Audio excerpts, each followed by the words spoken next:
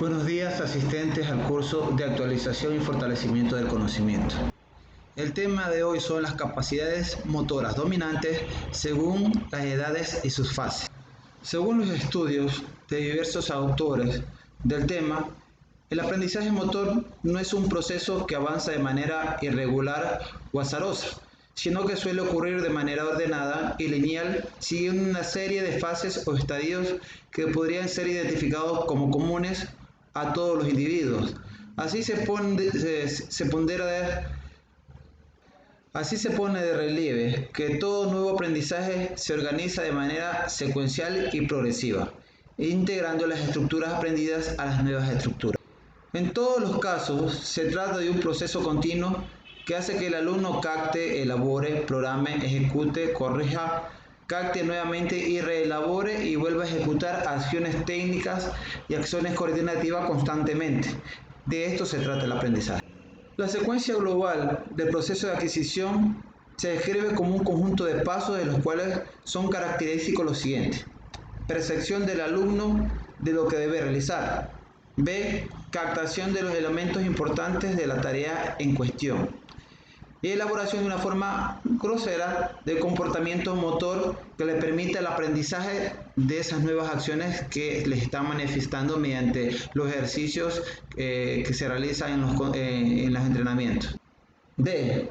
Realización de la propuesta e conocimientos de los resultados y elaboración de la tentativa siguiente, o sea, de las nuevas acciones que se van a realizar para que se pueda fomentar una buena adquisición de gestos técnicos y sobre todo de que la ejecución ya en el campo de juego se dé de una forma efectiva. Generalmente se distingue varias etapas para poder realizar una tarea motriz, de una acción técnica o una acción coordinativa. La primera es la fase cognitiva.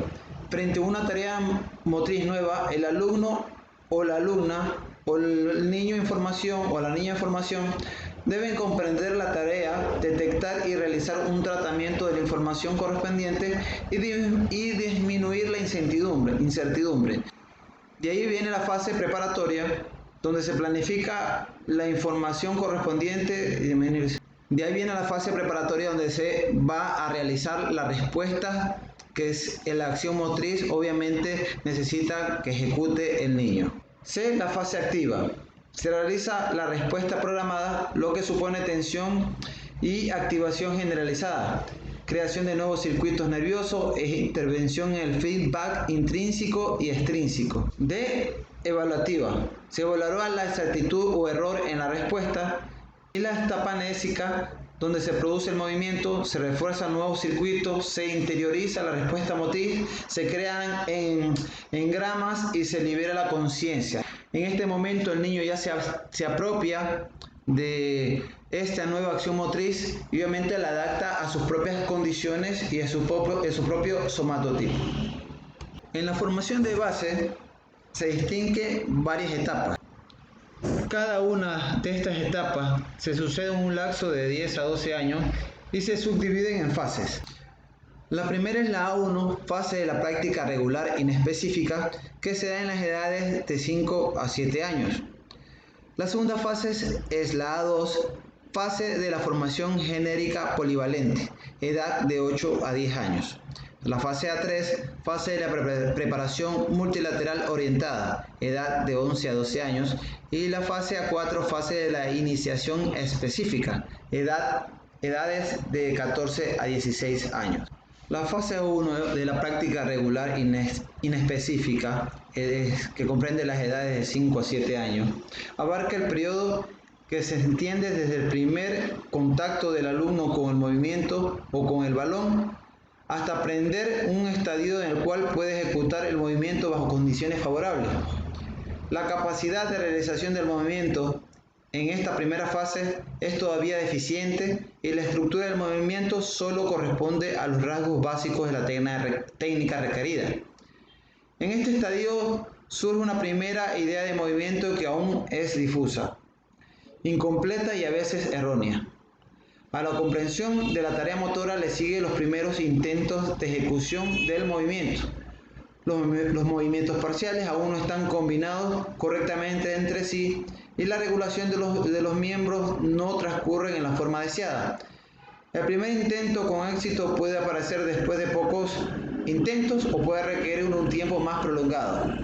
A esto le sigue normalmente una etapa en la cual el niño o la niña tiene una gran inseguridad para resolver la tarea y recién después de seguir ejercitando o repitiendo las acciones motoras, esta alcanza el estadio de la coordinación global, en la cual se puede ejecutar casi siempre el movimiento correcto, pero solo bajo condiciones normales y favorables, que se provocan y se mantienen constantes intencionalmente para el aprendizaje de los movimientos nuevos, tanto coordinativos como técnicos.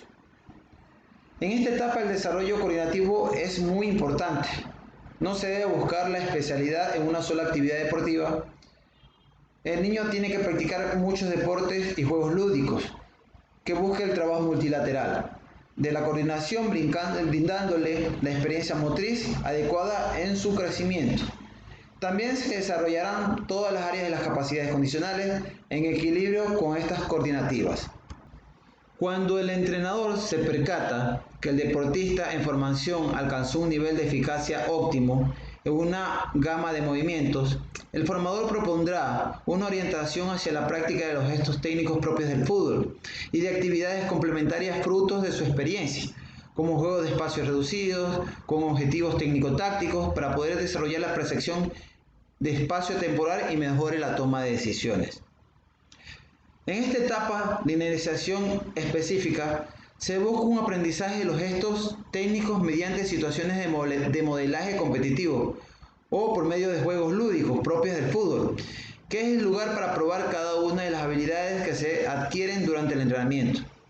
El aprendizaje de la técnica será determinante en la formación de los futbolistas en una etapa o fases posteriores. El aprendizaje de la técnica será determinante en la formación en las fases posteriores. El papel del entrenador es fundamental para identificar esos patrones motores y presentarlos al atleta en condiciones significativas durante los entrenamientos.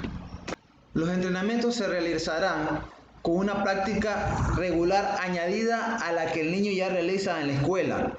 Tiene que planificarse en base a los conocimientos de los días donde los niños están practicando actividades físicas o motoras en su escuela para no causar daño en su formación. Tiene como finalidad formar íntegramente la habilidad motriz del sujeto.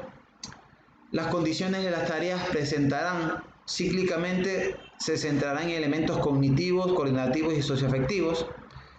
Para la planificación se debe conocer el programa de educación física escolar para complementar sus contenidos, los contenidos que le falten a los entrenamientos de las escuelas de fútbol.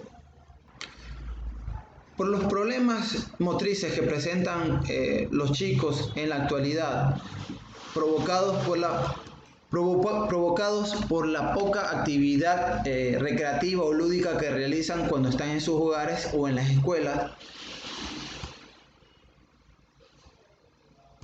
es necesario que los entrenadores desarrollen ejercicios que comprometan toda la capacidad funcional de los niños para que se pueda lograr un crecimiento y un desarrollo armónico.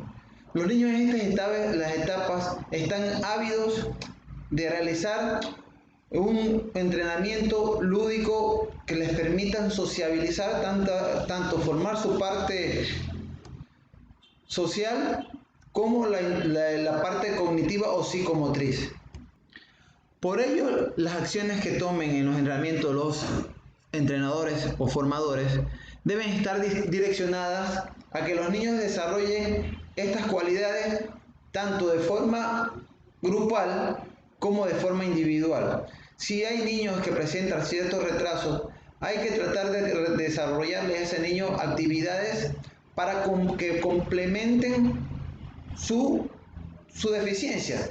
De lo contrario, el niño se quedará relegado y estará propenso a perder el interés por realizar esta actividad deportiva.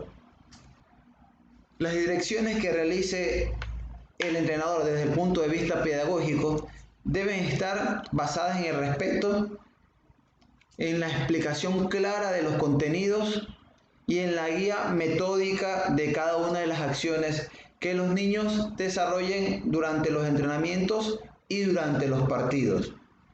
Los juegos grupales deben estar integrados por todos los niños sin distinción de ningún tipo, ni de estatura, ni de género, ni de etnia. Deben ser grupos homogéneos que les permitan la interacción social y cultural.